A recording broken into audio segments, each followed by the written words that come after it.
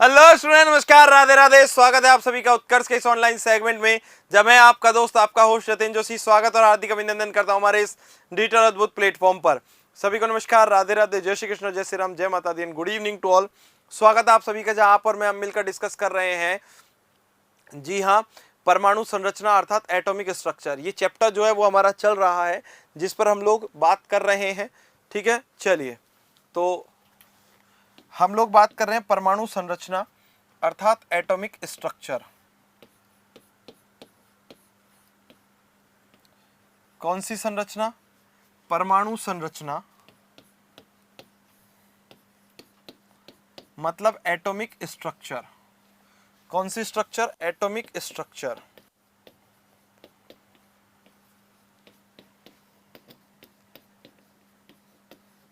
ठीक है, इस पर हम लोग बात कर रहे हैं। तो लाडलो, जब हम परमाणु संरचना एटॉमिक स्ट्रक्चर पर बात कर रहे थे, तो पिछली क्लास के अंदर मैंने आप लोगों को जो रदरफोर्ड का रदरफोर्ड के द्वारा जो सिद्धांत प्रस्तुत किया गया, या फिर रदरफोर्ड ने जो एक्सपेरिमेंट किया, उसके बारे में मैंने आप लोगों को बताया था। ठीक है, अब इस एक्सपेरिमेंट से जुड़ी हुई कुछ आगे की चीजें हैं जो मैं आप लोगों को बता देता हूं आगे, कि इस एक्सपेरिमेंट से जुड़ी हुई और क्या क्या चीजें हैं जो हमें जाननी जरूरी है। तो आइए देखते हैं इस एक्सपेरिमेंट से जुड़ी हुई और चीजें। कंटिन्यू चल रहा है वो रदरफोर्ड वाला टॉपिक। ठीक है, रदरफोर्ड का स्वर्ण पत्र प्रयोग। कौन सा प्रयोग? स्वर्ण पत्र प्रयोग। Gold foil experiment by Rutherford. देखो, रदरफोर्ड के स्वर्ण पत्र प्रयोग से संबंधित चीजों पर हम बात कर रहे थे, और इसी को आगे बढ़ाते हुए मैं आप लोगों को यह बता देता हूं कि रदरफोर्ड ने जो एक्सपेरिमेंट किए, उन एक्सपेरिमेंट से कुछ रिजल्ट निकाले। पहले निष्कर्ष किए, ऑब्जर्वेशंस लिए, और ऑब्जर्वेशंस से क्या कुछ पता चला वो सुनो। ऑब्जर्वेशंस के अंदर रदरफोर्ड देखते हैं क्या, किस तरीके से परमाणु है। परमाणु में जब कण फेंके गए तो अधिकांश अल्फा कण ऐसे थे जो सीधे निकल गए। ठीक है, अधिकांश अल्फा कण कैसे थे? जो सीधे निकल गए। ठीक,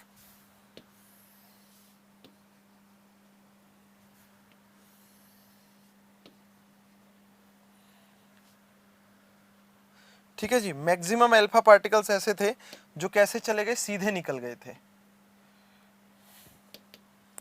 कुछ अल्फा कण ऐसे थे जो किसी कोण से विक्षेपित हो चुके थे, जो किसी कोण से मुड़ गए थे। कुछ अल्फा पार्टिकल ऐसे थे, और लगभग 20,000 में से एक अल्फा पार्टिकल ऐसा था जो अपने पथ पर वापस लौट आया। यार, क्या अपने पथ पर वापस लौट आया, जो बहुत आश्चर्यचकित कर देने वाला सम था। ठीक है ना, कि अपने पथ पर कोई अल्फा पार्टिकल वापस कैसे आ सकता है ना। ये अल्फा पार्टिकल ऐसे गया और इसी तरीके से ही वापस आ गया, इसी पथ पर, मगर हम इस पथ को ऐसे दिखा रहे हैं। क्यों दिखा रहे हैं, ये ध्यान से सुनना। देखो, जैसे मान के चलो, मैं आपको एक बात बताता हूं, क्या है कि अपने पास ये अल्फा पार्टिकल जो है ना, ये कैसे गया। ये देखो, ये अल्फा पार्टिकल ऐसे गया और ये अल्फा पार्टिकल ऐसे आ गया।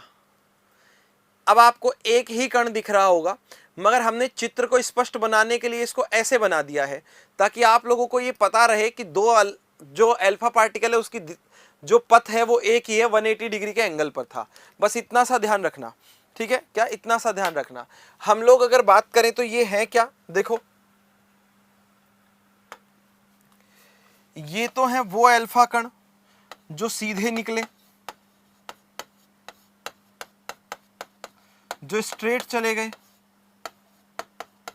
ये तो वो अल्फा कण है जो सीधे निकल गए। ठीक है, दूसरे नंबर पर बात करें, ये वाला, ये और ये वो हैं जो विचलित हुए, डिफ्लेक्ट हुए, या ये कह सकते हैं विक्षेपित हुए अल्फा कण, विचलित या विक्षेपित अल्फा कण। ठीक है, तीसरे नंबर पर हम लोग बात करें इसमें, तो आगे की स्थिति क्या है? ये वो अल्फा कण है जो वापस लौटा।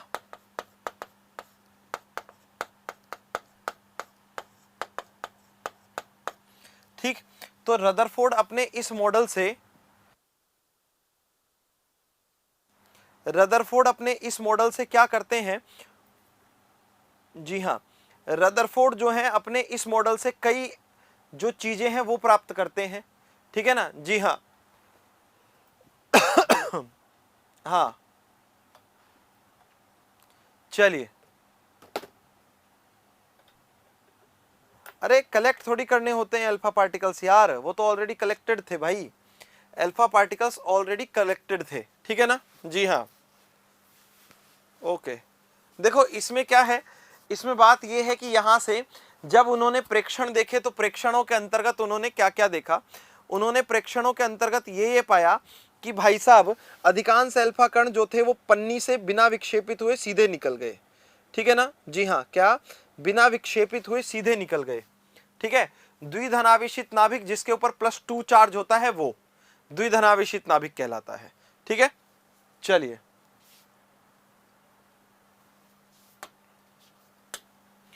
तो यहां से हेडिंग डालेंगे हम लोग, कोई बात ना भाई, चलिए, रदरफोर्ड के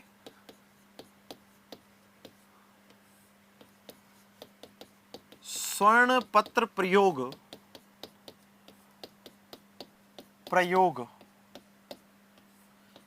के प्रेक्षण बोले तो ऑब्जर्वेशन, जो जो देखा गया वो, ठीक है ना, जी हाँ, जो जो देखा गया वो, देखा क्या गया, देखा ये गया साथियों कि मैक्सिमम अल्फा पार्टिकल्स जो थे वो सीधे निकल गए पन्नी को भेदते हुए, स्वर्ण पत्र को भेदते हुए, बिना स्वर्ण पत्र से विचलित हुए, किससे, बिना स्वर्ण पत्र से विचलित हुए, ठीक है। चलिए, अधिकांश अल्फा कण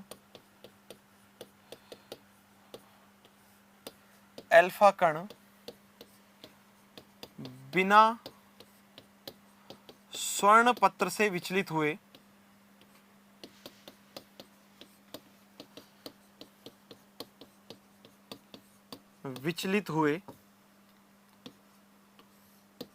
क्या हो गए, सीधे निकल गए, कैसे, स्ट्रेट चले गए, ठीक है।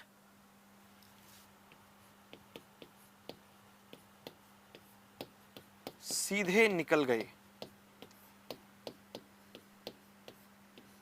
पहली बात। कुछ अल्फा पार्टिकल्स ऐसे थे जो किसी किसी कोण पर विक्षेपित हुए, कुछ अल्फा कण किसी किसी कोण से विचलित हुए, डिफ्लेक्ट हो गए,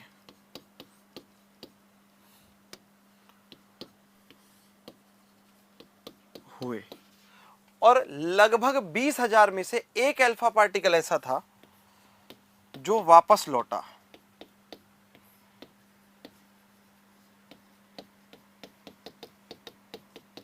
एक अल्फा कण अपने पथ पर 180 डिग्री के कोण से वापस लौटा,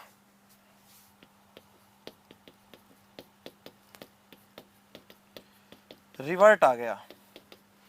इसका सिंपल अर्थ क्या है भाई, इन सब से फिर निष्कर्ष निकाले गए, और जब निष्कर्ष निकाले जाते हैं तो उन निष्कर्षों में यह पता चलता है कि अधिकांश अल्फा कण सीधे इसलिए निकल गए थे क्योंकि परमाणु का मैक्सिमम भाग जो है ना वो खाली है, परमाणु में और कुछ है ही नहीं, केवल और केवल क्या है, जी हाँ, सिर्फ और सिर्फ, जी, अधिकांशतः अगर हम लोग बात करें तो भाग खाली है, केवल या तो धनावेश होगा या अन्य कोई थोड़े बहुत कण होंगे, अन्य थोड़े बहुत कणों के कारण ये किसी किसी कोण से विचलित हो गए, और अल्फा कण जो है वो धनात्मक होता है, और धनात्मक कण को वापस आने के लिए धनात्मक कण से ही टकराने की आवश्यकता होती है, तभी तो उनके बीच में प्रतिकर्षण हो पाएगा, रिपल्शन हो पाएगा।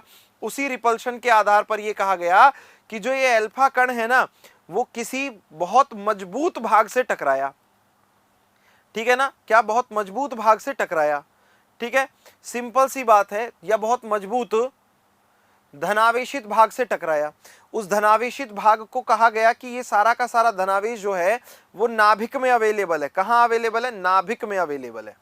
ठीक है, चलिए, तो ये तो है प्रेक्षण। और रदरफोर्ड के स्वर्ण पत्र प्रयोग से जो निष्कर्ष प्राप्त हुए वो क्या है ये सुनो। ठीक है,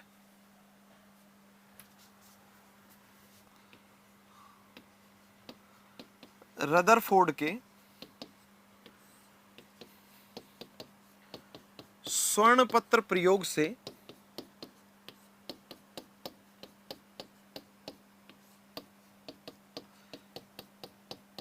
प्राप्त निष्कर्ष। देखो, पहला प्रेक्षण यही तो था कि अधिकांश अल्फा कण सीधे निकल रहे हैं। अरे भाई, जब अधिकांश अल्फा कण सीधे निकल रहे हैं तो वो क्यों निकल रहे हैं? क्योंकि परमाणु का अधिकांश भाग जो है वो खाली है। कैसा है? खाली है।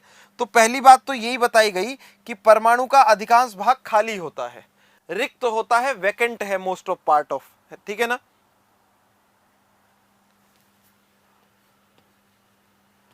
अधिकांश अल्फा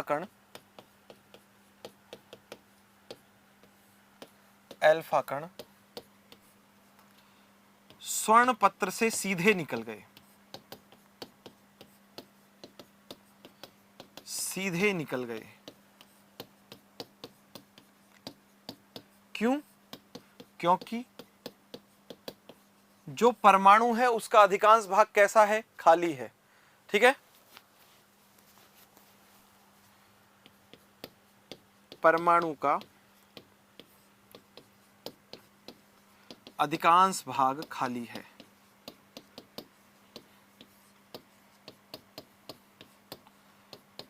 खाली है, पहली चीज। दूसरी बात, कुछ कणों का विक्षेपण हुआ, वो अपने पथ से इधर उधर यहां उधर भाग गए, और उनसे जब विक्षेपण हुआ तो उसके पीछे का कारण क्या बताया गया ये सुनिएगा। उसके पीछे का कारण बताया अन्य कणों से प्रतिकर्षण। ठीक है ना? कुछ अल्फा कण अन्य कणों से प्रतिकर्षण के कारण विक्षेपित हो गए। ठीक है, कुछ अल्फा कण अन्य कणों से किसके कारण? प्रतिकर्षण, रिपल्शन, प्रतिकर्षण के कारण क्या हो गए? विक्षेपित या विचलित हो गए। अपने पथ से विचलित मतलब विक्षेपित हो गए। ठीक है, प्रतिकर्षण के कारण। और रही बात अपने पास क्या? जी हां, ध्यान से समझो। रही बात अपने पास ये कि एक अल्फा पार्टिकल वो लौटा, तो क्यों लौटा? ये बिल्कुल वैसा ही है जैसे आप अपने एक दोस्त को एक कागज लेकर खड़ा कर दो और उसके ऊपर पत्थर फेंक कर मारो और पत्थर टकराकर वापस लौट जाए। तो ये बहुत आश्चर्यजनक है।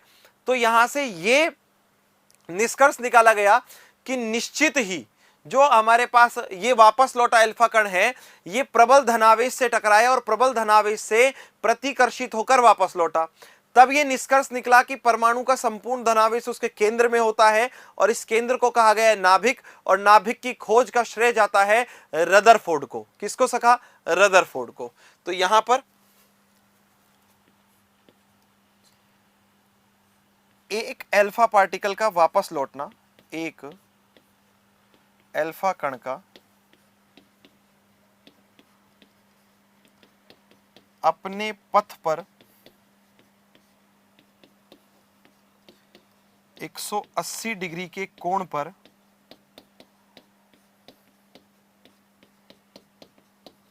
वापस लौटना, रिवर्ट होना, कैसी बात है? आश्चर्यजनक है।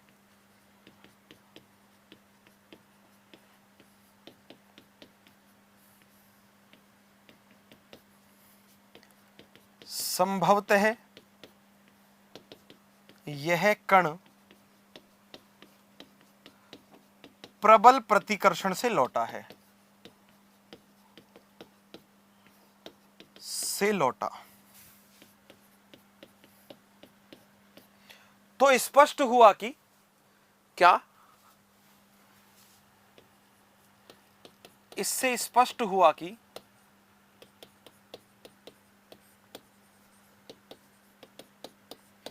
जो परमाणु है ना, उसका संपूर्ण धनावेश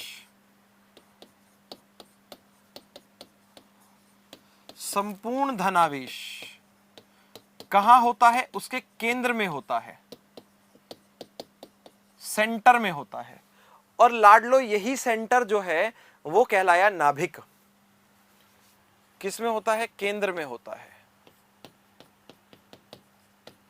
है। इसी केंद्र को क्या कहते हैं? नाभिक, न्यूक्लियस कहते हैं। और नाभिक की खोज का श्रेय किसको जाता है?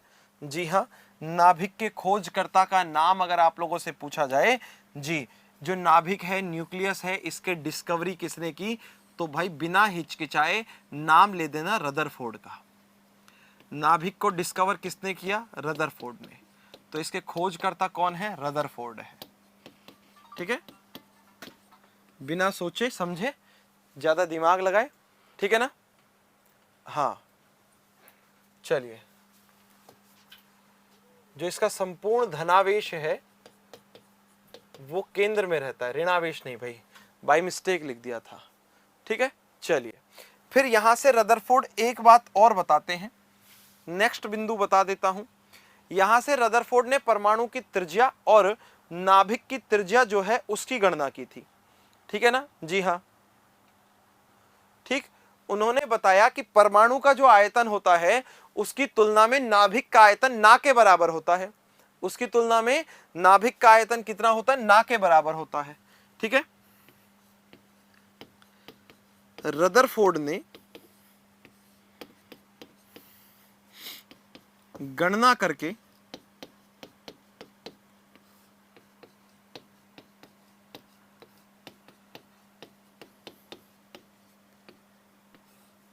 परमाणु के आयतन की तुलना में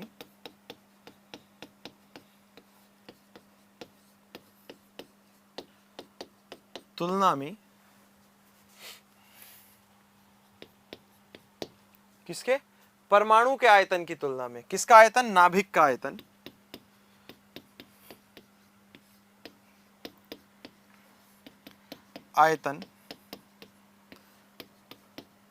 नगण्य बताया।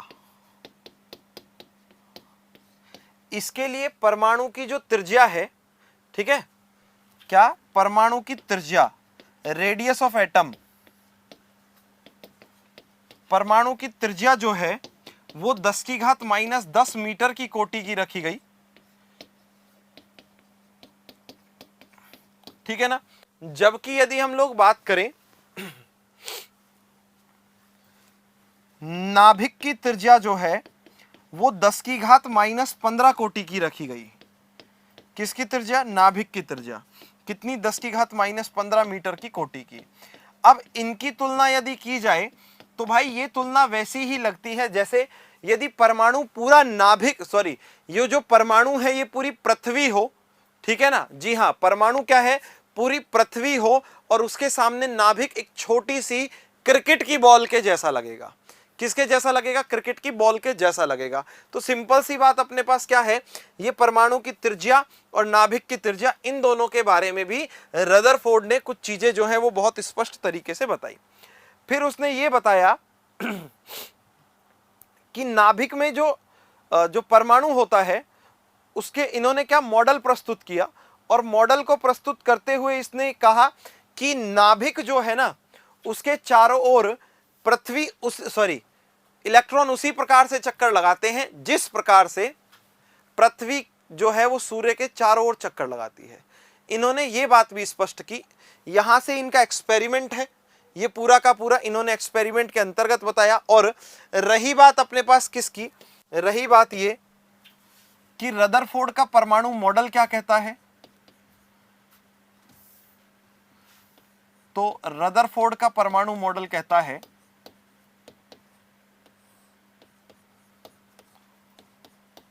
परमाणु मॉडल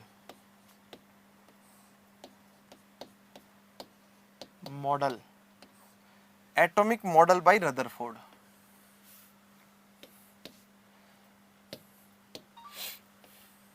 देखो, रदरफोर्ड का परमाणु मॉडल ये कहता है कि परमाणु का जितना भी धनावेश है वो सारा का सारा कहाँ होता है, उसके केंद्र में, उसके नाभिक में होता है। इस नाभिक के चारों ओर इलेक्ट्रॉन तेज गति से वृत्ताकार पथ पर चक्कर लगाते हैं और इस वृत्ताकार पथ को हम लोग कक्षा कहते हैं। क्या कहते हैं? कक्षा कहते हैं। ठीक है जी हाँ।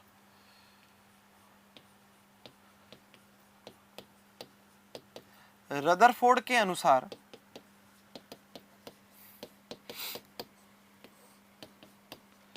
परमाणु का जितना भी पॉजिटिव चार्ज है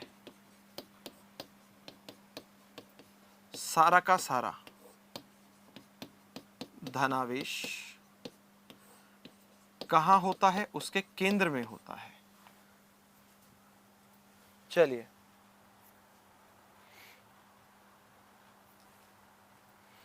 चलो उसके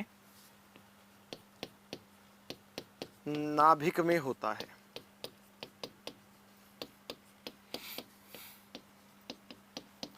नाभिक के चारों ओर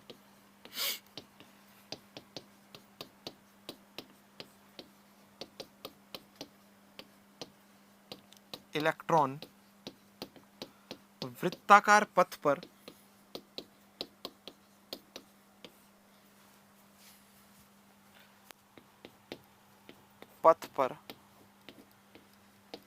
उसी प्रकार चक्कर लगाते हैं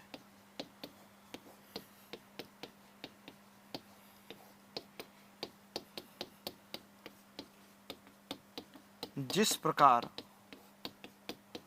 सूर्य के चारों ओर कौन? पृथ्वी चक्कर लगाती है। ठीक है, किसके? सूर्य के चारों ओर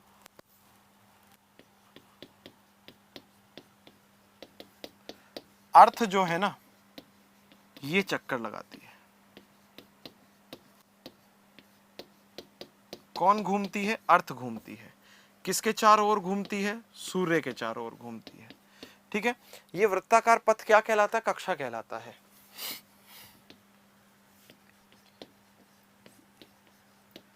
वृत्ताकार जो पथ है क्या कहलाता है? कक्षा कहलाता है।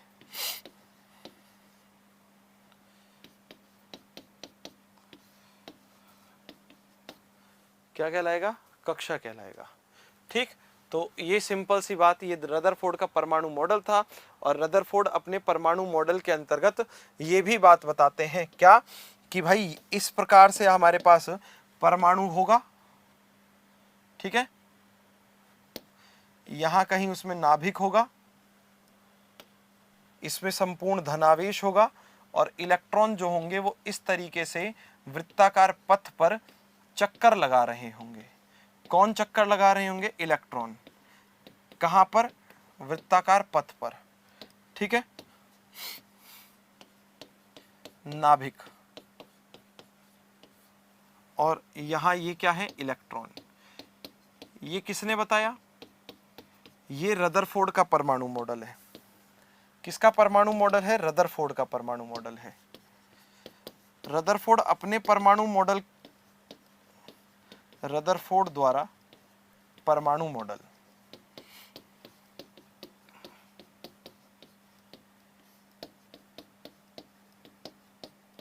ठीक है, रदरफोर्ड ने परमाणु मॉडल दिया। ओके, ठीक है। नाभिक और केंद्र एक ही है, बिल्कुल एक ही है। नाभिक ही केंद्र है, केंद्र ही नाभिक है। ठीक है, गंगाधर ही शक्तिमान है, शक्तिमान ही गंगाधर है। चिंता करने की जरूरत नहीं है। दूसरी बात अपने पास ये है कि सर इसने मॉडल तो दिया, क्या इसके परमाणु मॉडल में कोई कमी है क्या? ठीक है ना, इसके परमाणु मॉडल में कोई कमी है क्या? निश्चित रूप से इसके परमाणु मॉडल में भी कई कमियां थी। जैसे सबसे पहली बात तो ये है, देखो कमी बताऊंगा मगर उससे पहले ये बता देता हूं, आप में से एक स्टूडेंट पूछ रहा है कि सर परमाणु खाली का क्या मतलब है? खाली का मतलब ये है, देखो ये वाला भाग खाली दिख रहा है पूरा का पूरा, तो यही कहा गया कि परमाणु का ज्यादातर भाग जो है ना वो कैसा है? वैकेंट है। ये देखो कितना सारा भाग खाली है। ठीक है ना, ये वाला भाग, इसी भाग की बात की गई है, समझे? चलो इसी भाग की बात की गई है। ओके, अब देखो यहां हम बात कर लेते हैं, इसमें कमियां कई थी। पहली कमी तो यही थी कि भाई अगर हमारे पास कि इलेक्ट्रॉन जो है वो वृत्ताकार पथ पर गति कर रहा है, तो ये गति करता करता इसकी ऊर्जा की हानि होगी, और हानि होगी तो इलेक्ट्रॉन जो है वो गति करता करता करता करता, ठीक है ना, क्या इलेक्ट्रॉन जो है वो गति करता हुआ अंत में कहां गिर जाएगा? कोई भी इलेक्ट्रॉन गति करता हुआ, मान के चलो यहां गति कर रहा है, एनर्जी कम हुई तो नाभिक में गिर जाएगा, और जैसे ये कहां गिरेगा? नाभिक में गिरेगा, तो परमाणु नष्ट हो जाएगा, जो पॉसिबल नहीं है, क्योंकि यहां से परमाणु के अविनाशिता के नियम का पालन नहीं हो रहा है। पहली बात तो हुई ये, ठीक है ना, सबसे पहली बात। वहीं दूसरी सबसे इंपॉर्टेंट चीज अपने पास क्या है? दूसरी सबसे इंपॉर्टेंट चीज ये है कि यहां से परमाणु के स्थायित्व की व्याख्या नहीं हो रही है, ये कमी थी इसकी। तीसरी बात, यदि परमाणु जो है, हाँ, कब हुई नाभिक की खोज? 1911 में ये मॉडल दिया गया, 1911 में खोज हुई। अब एक चीज और है लाडलो, यहां से इस बात पर ध्यान देना कि यदि हमारे पास जो परमाणु है, ठीक है, उसमें इलेक्ट्रॉन जो है वो उसी तरीके से चक्कर लगा रहा है जैसे सूर्य के चारों ओर पृथ्वी चक्कर लगाती है, नाभिक के चारों ओर वो चक्कर लगा रहा है, तो इन दोनों के द्रव्यमानों के बीच में भी एक संबंध होना चाहिए, और द्रव्यमानों का संबंध वैसा ही होना चाहिए जैसा कि गुरुत्वाकर्षण के नियम में होता है। अब चलो कोई बात नहीं, यहां तो सर मास की वजह से गुरुत्वाकर्षण नहीं लगा सकते, ठीक है, मगर दूसरी बात अपने पास क्या है ये समझिएगा अच्छे तरीके से। दूसरी बात अपने पास ये है कि जब परमाणु जो है उसमें इलेक्ट्रॉन नेगेटिव है और नाभिक पॉजिटिव है, तो पॉजिटिव और नेगेटिव के बीच में स्थिर विद्युत आकर्षण बल लग सकता है, और स्थिर विद्युत आकर्षण बल लगने का मतलब हो गया कूलाम के नियम का पालन होना। कूलाम का नियम क्या कहता है? दोनों आवेशों, जो दोनों आवेश हैं उनके लिए जो बल लग रहा है उनके गुणनफल के समानुपाती होगा, और मध्य की दूरी के वर्ग के व्युत्क्रमानुपाती होगा, किंतु ऐसा था नहीं, तो ये इसके जो मॉडल है उसके अंदर दिक्कत है। तो पहले आप लोग यहां जो अभी तक पढ़ा है आप लोगों ने वो नोट कीजिए, उसके बाद फिर हम लोग आगे की चीजें आप लोगों को पढ़ाएंगे, ठीक है। दोष या कमियां जो है वो लिखवाऊंगा।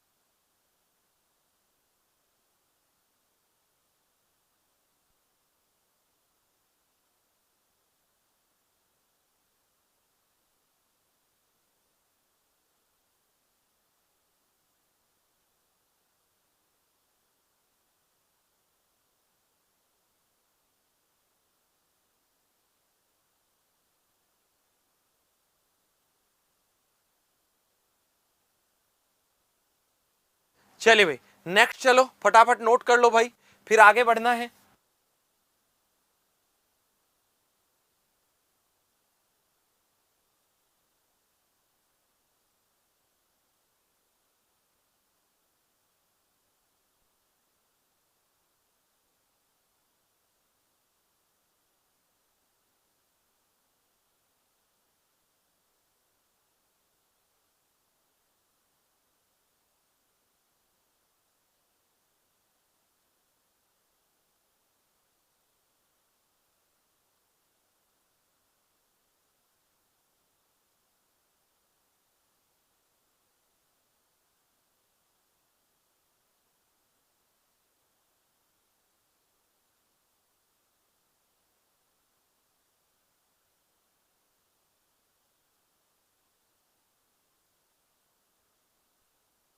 चलिए भाई आगे बढ़ो।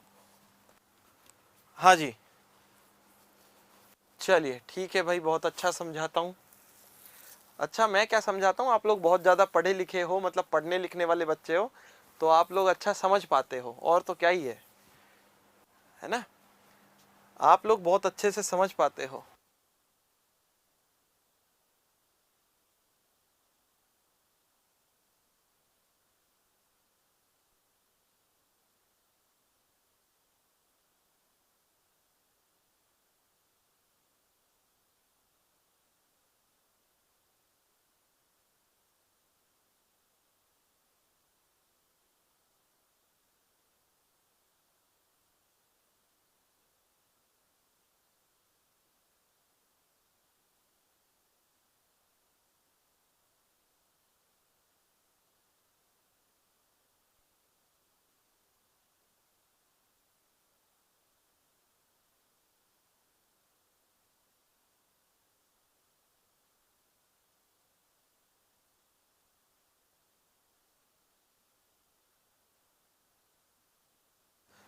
चलिए आगे बढ़ो फटाफट।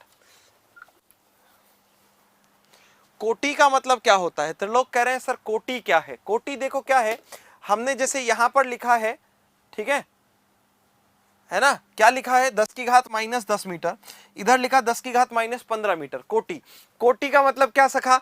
आप इसका गुणा 2 से भी कर सकते हो, 3 से भी, 4 से भी, ऐसे लिखोगे ना, 2 गुणा 10 की घात 10 मीटर, ये कोटि को बताती है। 3 गुणा 10 की घात माइनस 15 मीटर, 4 गुणा 10 की घात माइनस 15 मीटर, ये कोटि को बताते हैं, कितने से गुणा करना है, वो कोटि है।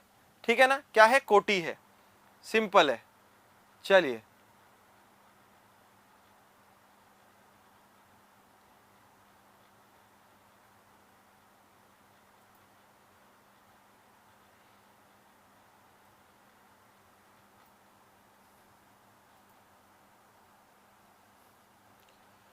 सिंपल बात।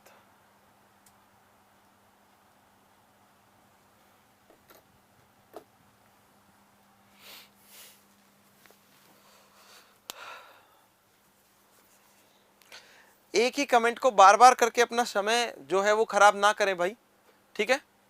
हाँ चलिए फटाफट नोट करो।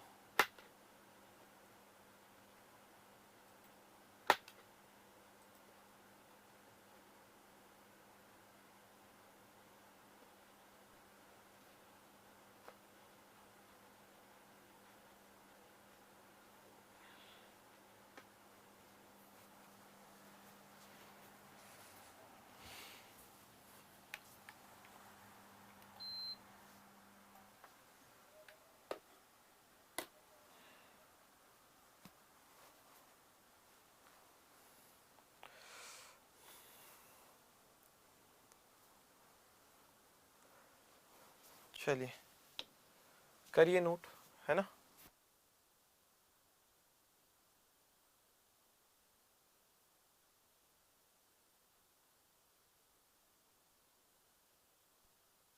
ये चित्र बना लो, फिर रदरफोर्ड के परमाणु मॉडल की कमियों की बात करेंगे, दोष की बात करेंगे, ठीक है?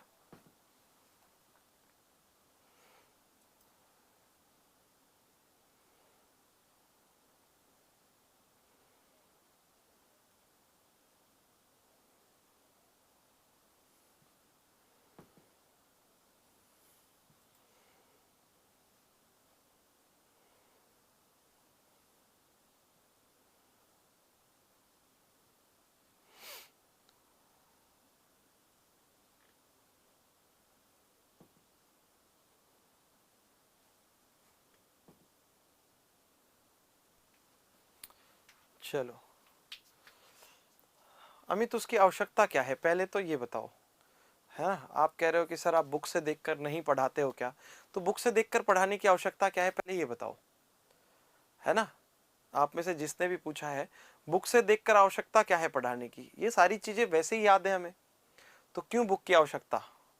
पहली बात ये। दूसरी बात, क्रम जो है, आप लोग हो सकता है क्रम की वजह से कह रहे हो कि सर पहले ये वाली चीज पढ़ाओ क्योंकि बुक में ये पहले। नहीं बेटा, बुक में क्रम से नहीं है, कुछ चीजें हमें क्रम से सेट करनी है। इस मॉडल को दूसरे मॉडल के साथ कैसे जोड़ना है, आगे कैसे जोड़ना है, हाइजेनबर्ग का सिद्धांत कब पढ़ाना है, परमाणु मॉडल कब, बोर का एटॉमिक मॉडल कब पढ़ाना है, वो हमें निश्चित करना है, ठीक है ना? वो हमें निश्चित करना है, ठीक है? ये ध्यान रखना, बुक के ऊपर डिपेंड नहीं रहना है अपने को। भाई बुक से ही अगर सब कुछ हो जाता तो फिर मेरी जरूरत क्या होती है, और कोई टीचर्स की जरूरत क्या होती, ये दुनिया में इतने सारे टीचर्स हैं उनकी जरूरत क्या होती, है ना? हाँ देखो, बुक कोई सी नहीं खरीदनी है, ठीक है? और अगर खरीदनी भी चाहो तो एनसीईआरटी ही खरीदना, उसके अतिरिक्त मैं किसी और बुक की सलाह नहीं देता हूं, ठीक है ना? जी हाँ, एनसीईआरटी खरीद लो, ठीक है? और बाकी तो सब कुछ ये है ही अपने पास, ये बहुत है नोट्स आपके पास, ठीक? चलिए अब रदरफोर्ड के परमाणु मॉडल के दोष के बारे में बात करते हैं, ठीक है?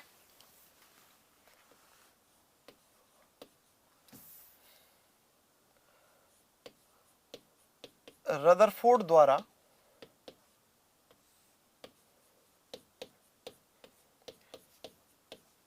परमाणु मॉडल के दोष, एटॉमिक मॉडल जो है उसके दोष क्या है?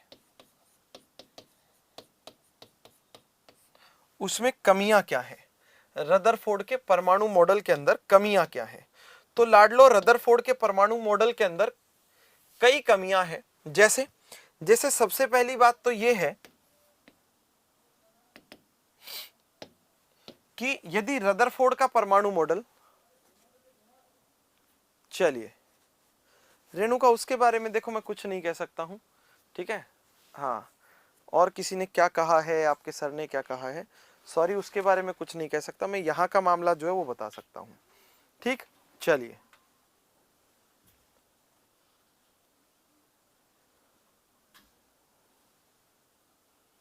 देखो, मैक्सवेल एक सिंपल बात कहते हैं कि जब भी कोई गतिशील कण होता है तो जब वो गति करता है तो गति करने के साथ साथ उसको आवेशित किरणें जो हैं वो उत्सर्जित करनी चाहिए। ठीक है, क्या करनी चाहिए, उत्सर्जित करनी चाहिए। अब लाडलो जैसे ही वो क्या करेगा, जी हां, ये किरणें उत्सर्जित करेगा तो उसकी एनर्जी में कमी आएगी, और जब उसकी एनर्जी में कमी आएगी तो सिंपल सी बात है, क्या बात है सिंपल सी, वो धीरे धीरे धीरे धीरे ऊर्जा के मान में कमी करता हुआ अंत में नाभिक में गिर जाएगा, जो संभव नहीं है। ठीक है ना, जो क्या संभव नहीं है। ठीक है, सिंपल बात है। चलिए, वही मैं आप लोगों से कह रहा हूं। पहली बात किसके तरंग सिद्धांत के, मैक्सवेल के तरंग सिद्धांत से।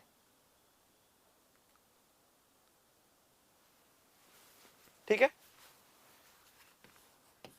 मैक्सवेल के विद्युत चुंबकीय सिद्धांत से, विद्युत चुंबकीय सिद्धांत से, ठीक है, हाँ, विद्युत चुंबकीय सिद्धांत से क्या है, त्वरित आवेशित, त्वरित मतलब गति करता हुआ यार, त्वरित मतलब क्या, गति करता हुआ, जो गतिशील हो। ठीक है, त्वरित मतलब गतिशील, त्वरित आवेशित कणों से, आवेशित मतलब जिनके ऊपर चार्ज हो, जैसे इलेक्ट्रॉन के ऊपर ऋणावेश होता है। ठीक है, ठीक, आवेशित कणों से विद्युत चुंबकीय विकिरण, कौन सी, विद्युत चुंबकीय विकिरण, ठीक है, उत्पन्न होनी चाहिए या उत्पन्न होती है, उत्पन्न होती है, प्रोड्यूस होती है। ठीक है, ये क्या होंगी, उत्पन्न होती है। अब आप लोग कुछ में से ये कहेंगे कि सर ग्रह भी तो गति करते हैं, तो ग्रहों से भी तो ये विद्युत चुंबकीय विकिरणें उत्पन्न होनी चाहिए।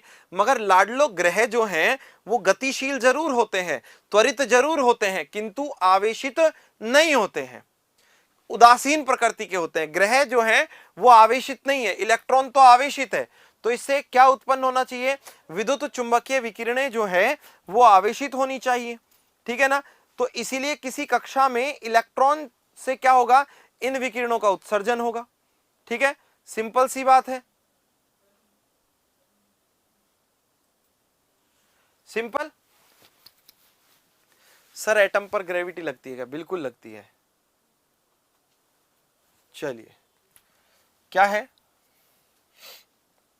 विद्युत चुंबकीय विकिरण उत्सर्जित होंगी, और इस विद्युत चुंबकीय,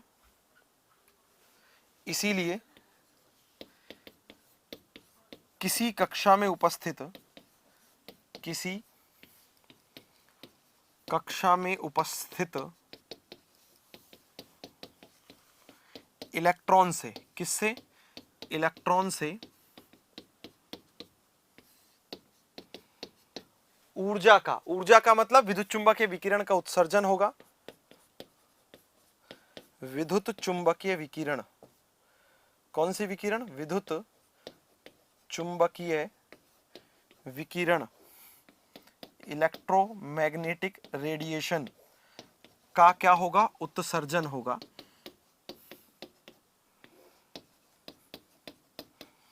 और लाडलो जैसे ही यहां, यार मैं कितनी बार बोल के बता चुका, त्वरित मतलब गतिशील।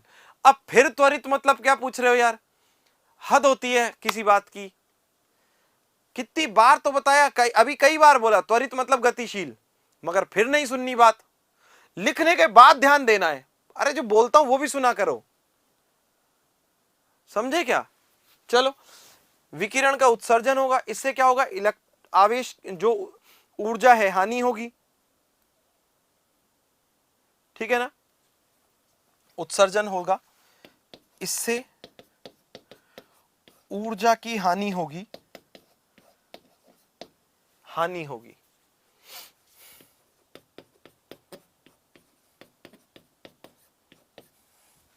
ठीक है। और इलेक्ट्रॉन जो है वो सर्पिल गति करता हुआ अंत में नाभिक में गिर जाएगा। इलेक्ट्रॉन कौन सी गति करता हुआ, सर्पिल गति करता हुआ, सर्पिल गति करता हुआ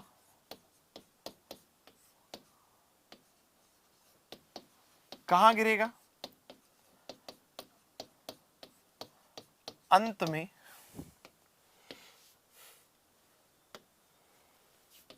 कहां गिर जाएगा, नाभिक में गिर जाएगा, गिर जाएगा।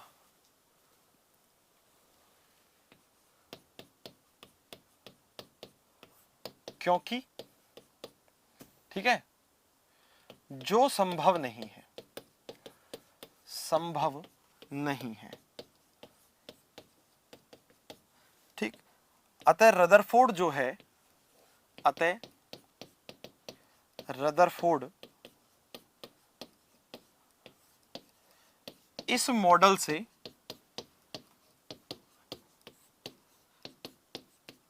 परमाणु के स्थायित्व की व्याख्या नहीं कर सके। स्टेबिलिटी ऑफ एटम जो है ना वो नहीं बता सके, स्टेबिलिटी ऑफ एटम, स्थायित्व की व्याख्या नहीं कर सके।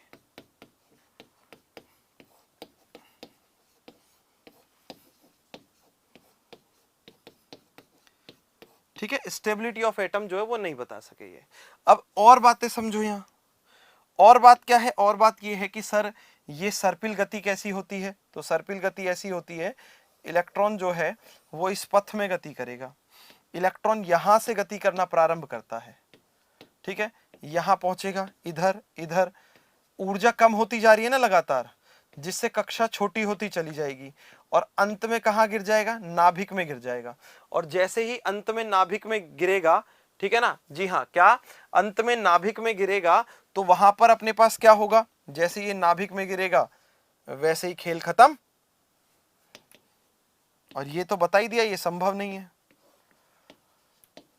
किसकी, इलेक्ट्रॉन की सर्पेंटाइल मोशन है ये। कौन सी गति,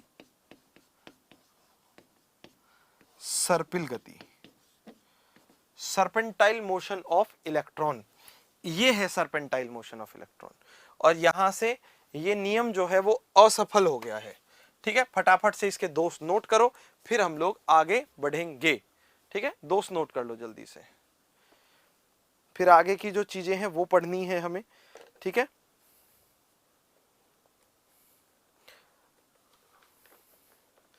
विद्युत चुंबकीय विकिरण जो है उसके बारे में बात करनी है ना। अभी यहाँ विद्युत चुंबकीय विकिरण आया तो ये पता करना है कि ये विद्युत चुंबकीय विकिरण होती क्या है।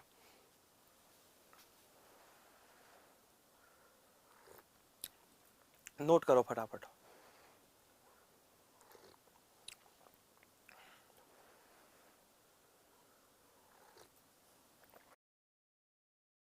मॉडल को सौर मॉडल कहते हैं, हाँ बिल्कुल कहते हैं। बताया ना कि इलेक्ट्रॉन चारों तरफ उसी प्रकार चक्कर लगा रहा है नाभिक के, जैसे पृथ्वी सूर्य के चारों ओर चक्कर लगा रही है, तो इसलिए इसको सौर मॉडल कह दोगे।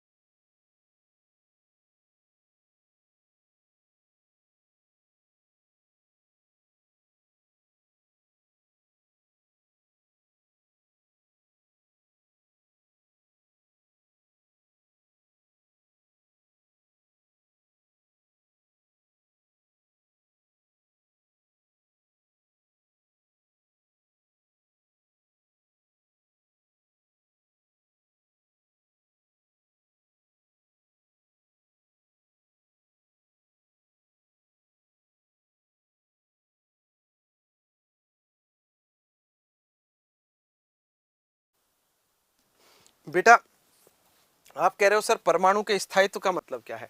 परमाणु के स्थायित्व का मतलब है परमाणु निश्चित रहेगा या समाप्त हो जाएगा। स्थायित्व मतलब क्या वो स्थायी है, समाप्त तो नहीं होगा, खत्म तो नहीं होगा, नष्ट तो नहीं हो जाएगा। ये सारी चीजें जो है वो परमाणु के स्थायित्व को दर्शाती हैं। किसको दर्शाएंगी? परमाणु के स्थायित्व को दर्शाएंगी, है ना। ओके चलिए फटाफट इसको नोट कर लो। हाँ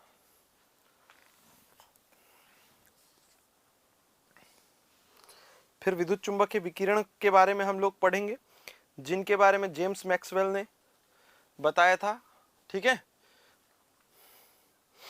उनके बारे में पढ़ेंगे। फिर कृष्णिका विकिरण, प्लांक का क्वांटम सिद्धांत, ये सारी चीजें पढ़नी है अभी तो आप लोगों को। डी ब्रोगली का सिद्धांत जो है वो, फिर हाइड्रोजन स्पेक्ट्रम, फिर जाकर बोर का मॉडल आएगा भाई। बोर के मॉडल में तो अभी बहुत है। अब देखो क्या पूछ रहे हो कि सर सर्पिल गति क्या है। साइड में ये देखो ना, ये चित्र दिखते ही सबको पता चल जाएगा कि सर्पिल गति क्या है। जलेबी बाई, बस ये सर्पिल गति है यार। ऐसे मत करो, दिल मत तोड़ो, है ना। चलिए तो ये नोट हो गया होगा आई थिंक। यहां से बोर का परमाणु मॉडल जो है वो समाप्त होता है। शेष बातें करूंगा मैं आप लोगों से अगली क्लास में। अभी लेता हूं मैं आप लोगों से विदा। आप लोग पढ़ते रहिए, आगे बढ़ते रहिए। जय हिंद, जय भारत, जय जवान, जय किसान, जय विज्ञान। राधे राधे।